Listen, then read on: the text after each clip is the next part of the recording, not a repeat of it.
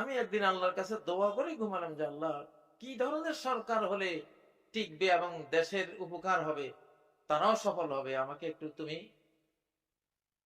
তুমি এলহামে জানাও, বা যেভাবে পারো তো তুমি জানাও। সত্য সত্য বলছি, আমি দেখতেছি একজন আমারে বলতেছে এসে, এটা আধ্যাত্মিক সংবাদ এগুলি, যে তিনটা: ইসলামিক হইতে হবে, দুই বাংলাদেশি হইতে হবে, তিন বাংলা ভাষী হইতে হবে। অর্থাৎ ইসলামপন্থী, বাংলাদেশপন্থী, মাতৃভাষাপন্থী হইতে হবে।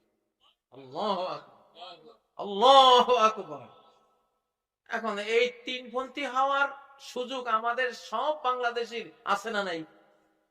আসো না বাবারা, তোমরা যেই থাকো না কেন, যা এখন ইসলামের শতাব্দী, আমি ইসলামপন্থী হই, আমি কোরআনপন্থী, ঠিক না? সবার জন্য দুয়ার খোলা নাকি বন্ধ? হ্যাঁ, ইসলামপন্থী।